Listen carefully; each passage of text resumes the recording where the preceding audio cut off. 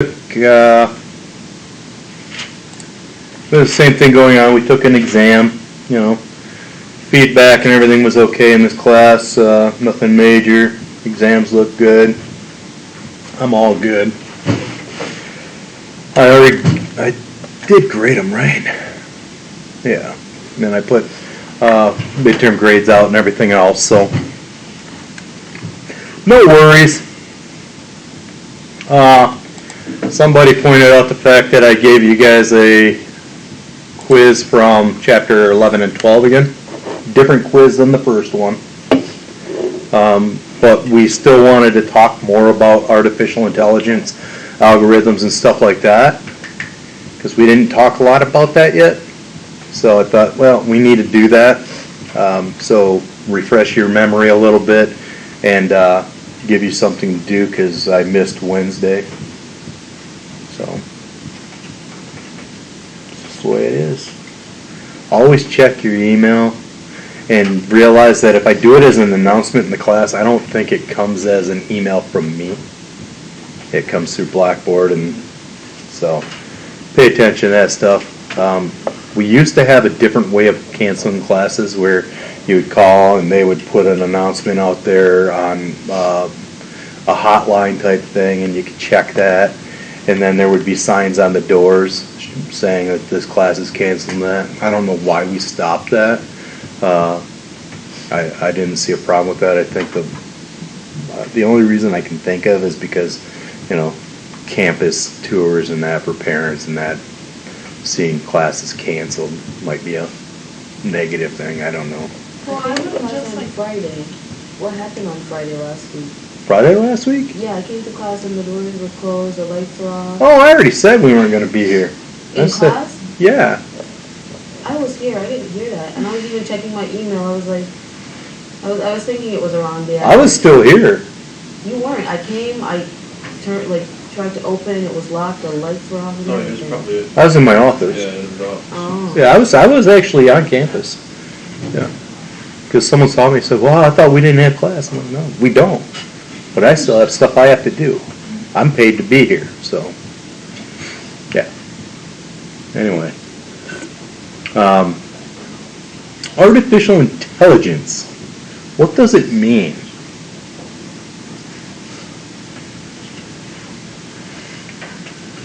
If you had to describe artificial intelligence, what does artificial intelligence mean to you? Robots. Robots. Yes. A lot of people, I don't have a marker. Let me check across the hall. A lot of people think about robots when they hear artificial intelligence. What's that?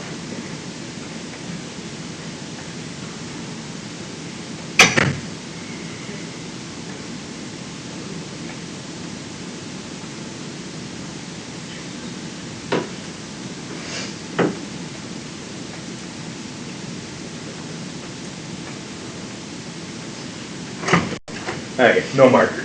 I don't want to go all the way back to my office. I was just seeing if one of these rooms had it.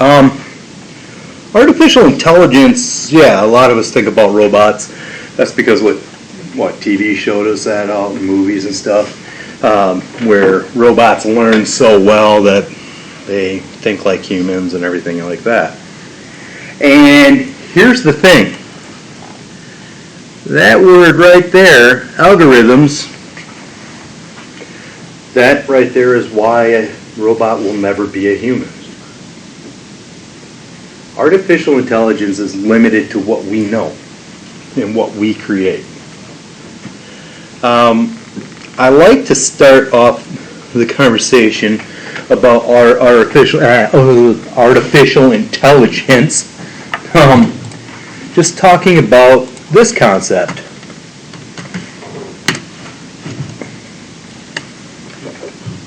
Roomba, robot. It's a robot that vacuums your house. Is it intelligent? No. I got a no, I got a yes.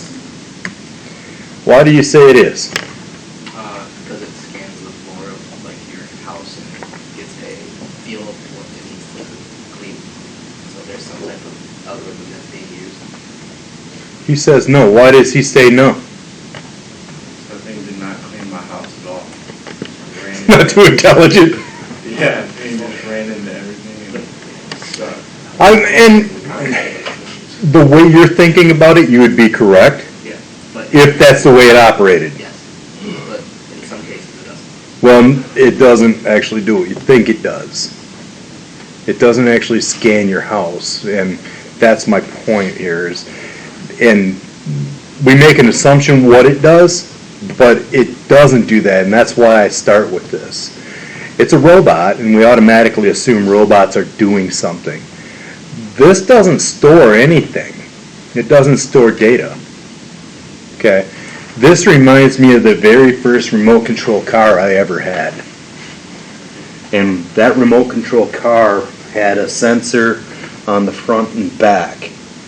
And if it was driving forward, it would hit something. And if it hit something, it would go in reverse. And when it went in reverse, the way the wheels were set up, the wheels would automatically turn one direction. Okay? And it would turn that direction not by motor, it would literally turn that direction just by pressure. It was set up to recognize that. So it could bump into something and realize something was there, and it would back up and it would go again, and it would back up and it would go again until it had a clear path, then it would go until it hit something else. Okay? That's what Roomba does. Roomba recognizes when it hits something and goes around it. And it's done with sensors. Now, if it was actually scanning the environment, that would be awesome. Because it would learn. It would learn enough that if you had an animal, let's say you have an elderly animal, like a dog or a cat in your house, and that dog or cat, because they're elderly, has accidents on the floor, and you have a Roomba, what do you think that Roomba's going to do when it comes across that excrement that's sitting on the floor? It is going to spread that throughout your entire house because it doesn't know what it's getting into. You know, it doesn't recognize that. So now, let's talk about how we can improve Roomba, right? We put chips in there, we put sensors in there, we put cameras in there that start recognizing everything and storing data. And the reason you store data is because Roomba could be more efficient. You're like, man, it doesn't know what to do, and it's probably because you keep setting stuff in different places and it can't reach everywhere and it doesn't understand, right? And even artificial intelligence might not keep up with you depending on how often you move things or, you know, have stuff laying around. Now, if we could put a memory in it and we had a way of setting up the perimeter. So you pull everything away from the wall and you start with sensors and you let it get the outside of the walls, right? So it makes a map, and you have to start it from a single location, and it would probably be able to save and understand the outline of the room. But every time you start the Roomba, you would have to start it from that same location. Okay? So it would be able to go back and forth, and it would recognize that it's going this distance, 20 feet, somewhere in there. I could probably measure it out by tiles. 20, 25 feet, somewhere in there. Anyway. But it would recognize that from here to here before it hits something, here to here before it hits something, and so on. So we could actually store the perimeter. And if we can store the perimeter, then if it actually followed direct paths, it would be fine if there was nothing else in this room. So we could memorize a perimeter. And that would be a start. But now we throw a computer in there, right? And we throw a computer in there to recognize, and we increase the memory, and we put this computer in there and we increase the memory so we can store more data. And what happens is that over a period of time, it learns. So now I can put a table in the middle of the room, and let the Roomba just go do its thing. It already has the perimeter marked off in its memory. It knows exactly what it has to do to make it around the room, right? It can go back and forth because it recognizes the distance that it can travel and stuff like that, right? Now, we added memory. So it's doing that. And for some reason, it only makes it halfway there. It has to turn around and go around something, right? So it bumps around until it gets all the way around and reaches the wall. So it can memorize that. That's one time. It's an anomaly. Does it do that every single time? Well, it's going to bump into something every single time if that same object stays in place. So if you put a kitchen table that had a big base in a room and it hit that every single time in the same location, it would eventually start learning where that was. So now instead of bumping into something and having to back up and bump and back up and bump, it's learned. So as it's approaching, it would just go around, right? It would stay on its path and just go around it because now it recognizes it's there.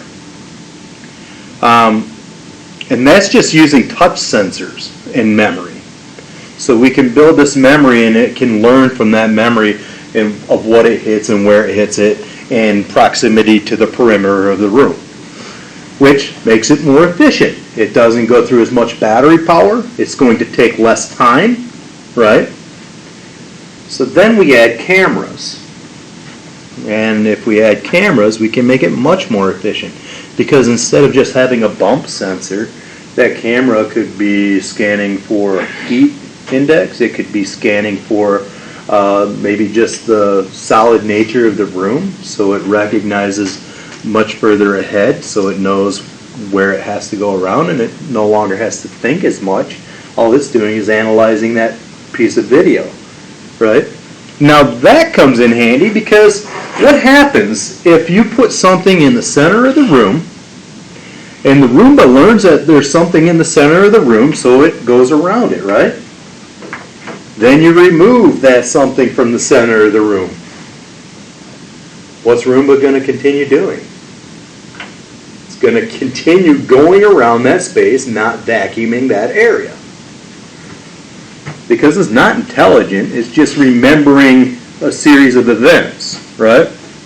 And it's based on our algorithms that we write. Now, if we had the camera, now as it's going, it would recognize that there's nothing there anymore, and it would keep going, right? So having both would allow it to start recognizing that there's something in that location and it has to go around, and it would remember that, but having the camera would actually allow it to see that there's nothing there anymore, so it would negate that altogether, right?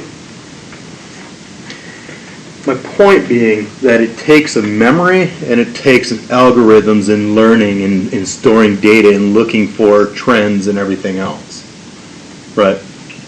That's artificial intelligence. Artificial intelligence doesn't stop at just your Roomba or robots. It's business, right? The systems that we create and stuff, they do the same thing. We use algorithms all the time to look for trends in data.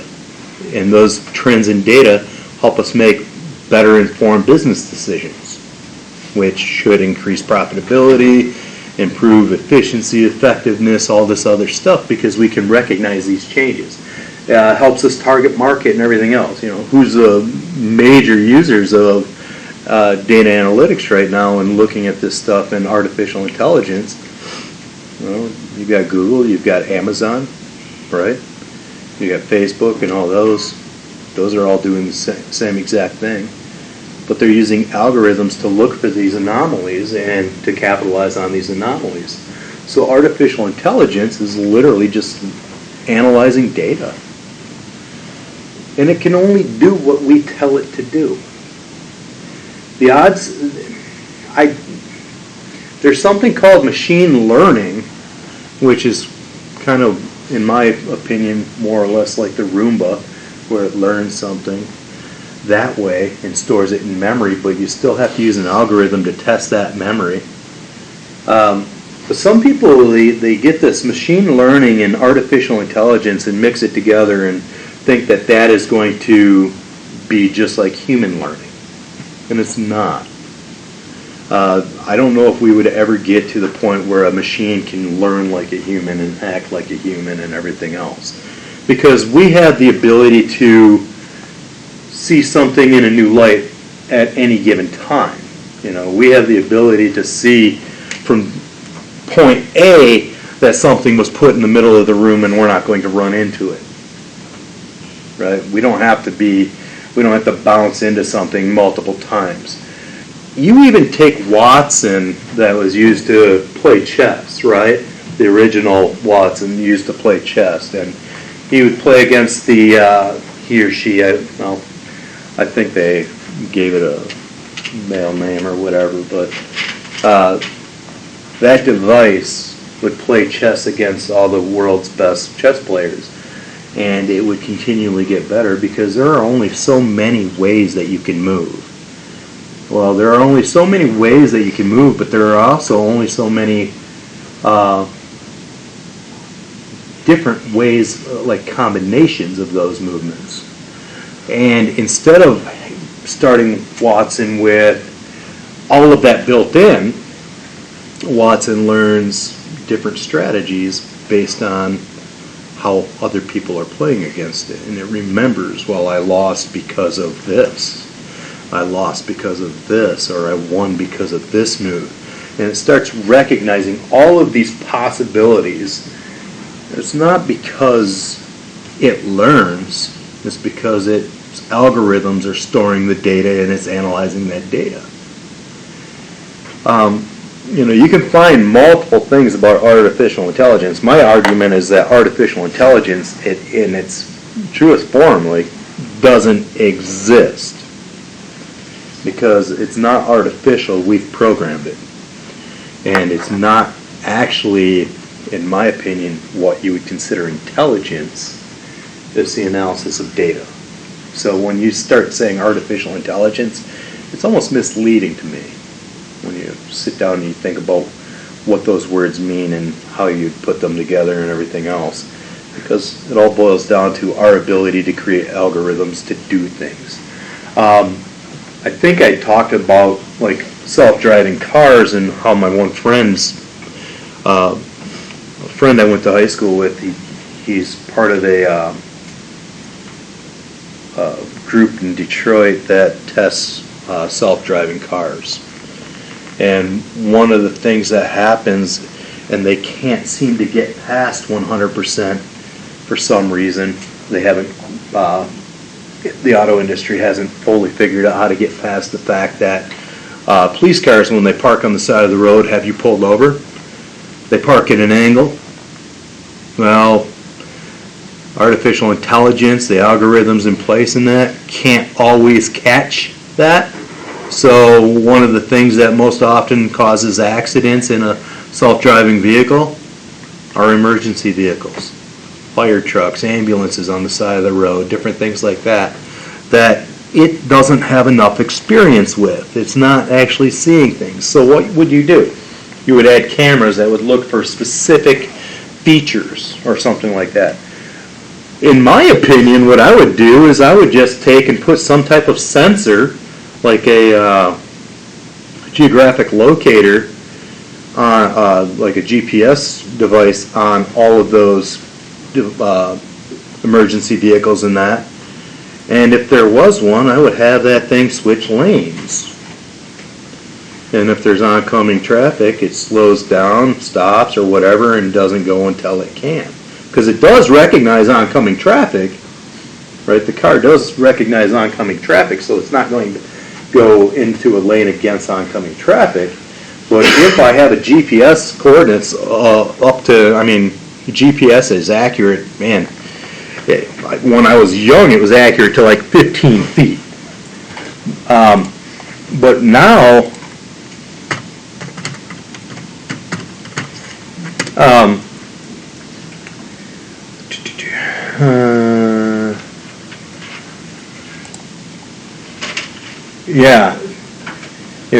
you are getting very close.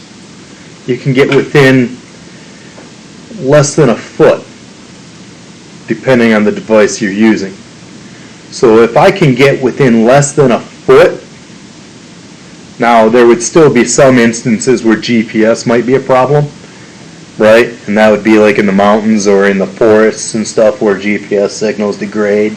But the idea, because GPS requires direct line of sight with satellites, so in a tunnel, for instance, going through a mountain, you're not going to have a signal. That could be a problem, so there's still potential problems there. But the idea is that there are ways of handling it, and they haven't taken those yet. I always said that the easiest way to create a self-driving car is use RFID tags down the center of the lane, RFID tags for your speed limits, and RFID tags for stop signs and stuff like that. And all you have to do is have a vehicle that recognizes those RFID tags and what they mean. So the foolishness that they do now. Is that your idea? Yeah, my idea is quite simple, and RFID tags are really inexpensive. You're rich. I could be. But people want to make things difficult. They want that car to do it. And yeah. Well, they consider making it difficult working smarter. Right. So anyway, but the idea is that they haven't created algorithms that can fully recognize every potential problem, right? And there isn't enough memory in these systems so far to recognize those anomalies of a fire truck being in that location or what have you. You know, you would think, if you go to Google Maps, you can get a street view, right? And depending on how updated those maps are, that street view could literally show you a car in your driveway, right? Now, if it hasn't been updated in a while, it might be a car that you owned a year ago and don't own now. Well, how do we recognize that, right? You got to remember that artificial intelligence takes multiple iterations, just like learning stuff as a child. You know, I throw a ball to you. The first time I throw the ball to you, if you've never caught a ball before, it's going to hit you in the face. The second time, you might throw your arm up to block it, right? The third time, maybe you try to catch it. The fourth time, okay, now you caught it and you just drop it. The fourth or fifth time or the 10th time, you're like, no, don't throw that at me, and you chuck it back at me, right? You learn through a series of issues. So algorithms can give you a start maybe, and then from that you are learning over time, just like a human being. It's not the same as a human being because we can start from scratch on anything. Computers have to start with an algorithm. Follow me? And again, as far as MIS is concerned, and as far as cybersecurity is concerned, it's all about analysis of data to suit a purpose. Remember, analyzing data. Data is just ones and zeros. Information is the analysis of that data. It's data that serves a purpose. Okay? So we get information, and then we use that information to make more or better informed decisions, especially for MIS. Now, for cybersecurity, you're going to analyze that data, and you're looking for anomalies in that setup, right? And if you find an anomaly, you look into that. It doesn't tell you exactly what caused the anomaly all the time. You have to dive deeper, but it's there. And I guess that's the same with any data analytics. Just because you see a trend, you don't necessarily know exactly what caused that trend. So you might actually want to look a little deeper depending on why you're making a decision. If you just take a piece of data on its own or a piece of information on its own It doesn't necessarily mean that there's a true direct relationship between A and B, but there's a trend between A and B, but what's causing that trend? Right? Because right now, there can be a trend where people aren't buying specific items. Well, what's causing that? Is it because people aren't wanting to buy it, or is it because it's not available? So all of a sudden, right now, we're clouding our data up, and that's going to cloud the information, and that's going to cloud the decisions that businesses are making based on that, right? We're selling less lumber. Are we selling less lumber because of the supply chain, or are we selling less lumber because of people's decision not to build houses? So now let's do some research, right? So we can find an anomaly. Now, do we do questionnaires out there? Do we target call people and say, okay, well, we saw that you aren't buying a bunch of stuff, Who do we call? Do we call individual consumers? Or do we call, like if it's lumber, do I call builders and say, hey, what's going on? Are fewer people building? Or is that the supply chain's not there? Do we just make assumptions? And that has a lot to do with artificial intelligence, and that's what I'm trying to say, is that artificial intelligence is not the same as, it's not as accurate as some people might think. It shows you where anomalies are, it shows you where relationships are, but it doesn't always show indirect things that are affecting it. Okay?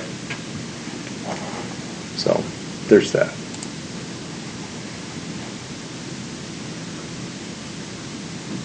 I want to do a lawnmower. I see Roomba and I want to make a lawnmower. I've seen some people like try to. Yeah, I've seen remote ones, right? Oh, really? Yeah, I've seen that, but I've never seen them where they actually create. I mean, That might be what it is, I'm not sure. could you teach it to go around a dog but over a cat? I don't know. I've seen a video where a dude ties a string to it, and then it ties the other one to a pole, and then it would wrap around the pole, and it would get shorter. Yeah. That would take so long. Yeah. And it would create a circle. Because it would only go down. You'd have to have a really big hole. I actually like that.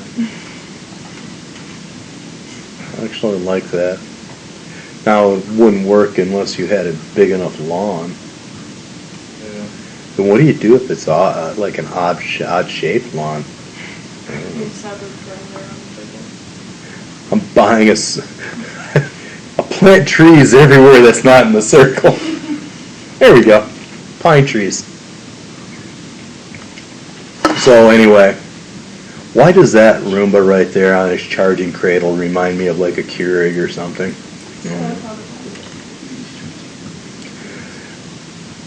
Yeah, you would think that, would you want a coffee, and you go to the artificial intelligence, would you want a coffee maker that recognizes what time you wake up every day without having to set it, right? That it would recognize what time you wake up every day, how many pods of coffee that you run through it, how much water that you're choosing. Are you doing a large shot or a small shot? Are you making an Americano out of it? Or are you just drinking?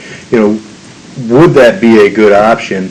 Or is it the fact that, well, now all of a sudden, if I don't want coffee that morning, I have to dump that coffee?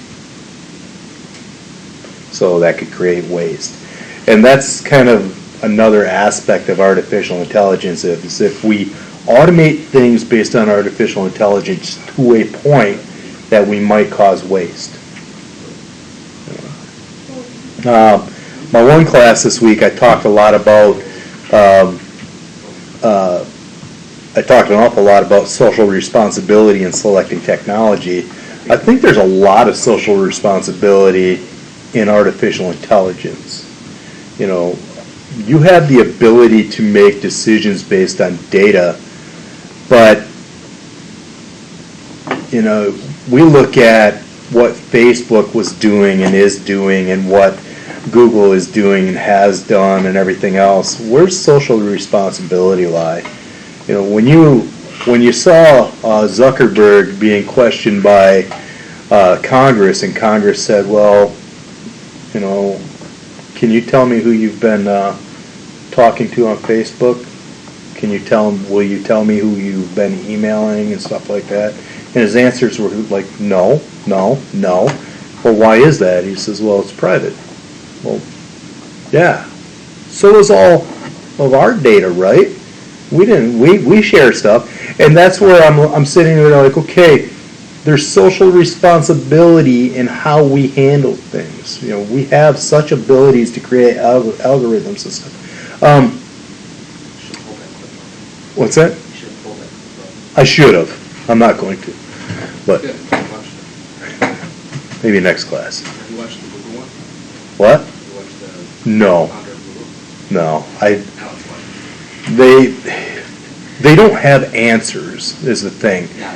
And they sit there with this blank look on their face like, yeah, you can grill us, we're just going to keep doing it. Literally, the Congress guy was like, to the Google CEO, he was like, so with this phone, you can see me right now?